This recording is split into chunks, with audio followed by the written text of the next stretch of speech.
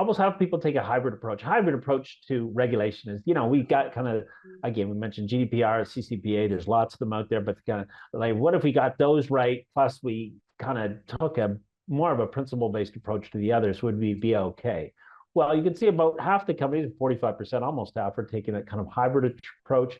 Some are taking more like a strictly, hey, we are a very rules-based regulatory approach. But when we put these up against the privacy competence privacy index, here's the part that did really stand out for me. Look to the left. The companies that are taking a principle-based framework approach to privacy score way higher. That's 74, again, on our scale from plus 100 to minus 100. This is the average. The average is just right at the cusp of doing exceptionally well at privacy. Of course, not a surprise. You look to the far right, people who don't have a privacy strategy, you wonder, why are some companies failing? Well, because they're not trying.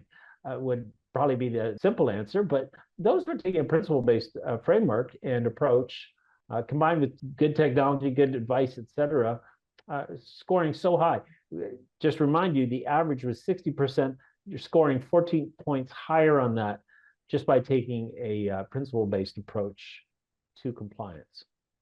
Absolutely. And again, just a real quick call out, just to indicate that it's still alive and well. A lot of folks, particularly that have been in the space for greater part of 6+ years, know about the Nymity privacy management framework. It still exists. Nymity is part of TrustArc, one of our brands. And just recently, we updated that framework to now include AI specific activities. So if you're using that model, I certainly did when I was at Kellogg. And I know there's a number of organizations that are still using it, as we'll see in a moment.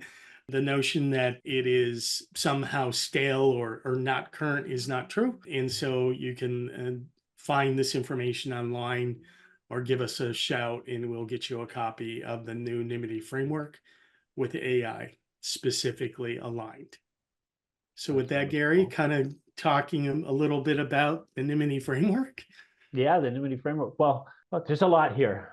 On the left, we're showing views from privacy team members, which certification compliance standards most valuable to your company. It's a little hard to see here, but you can see it's quite a wide range of standards and frameworks and approaches that companies take.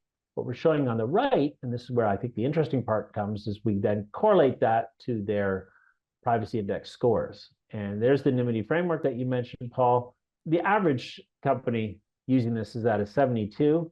The average overall for the globe was 60. So again, a 12-point head start just by adopting the framework. And you can see here the ones at the top here all include some form of very detailed actionable steps. Yes. Whether it's the APEC cross-border privacy rules. Second one there, you're showing like as soon as you get all the chartered accountants involved, and of course they love all that detail. That's just what they do. Federal risk and authorization management programs, people have taken that to heart. All companies here taking like a highly technical approach and taking it seriously tend to be doing better. Nymity sits within that group. It's not that the others aren't working well. You can see anybody's doing anything is probably doing better than average, and so that's the good news. Kind of like a fitness thing, like get out and do something. That's way better than doing nothing. But then obviously you want to do something meaningful and comprehensive and that's well thought through. The company's taking that sort of very comprehensive technical approach, doing the best, as we evidenced on privacy competence.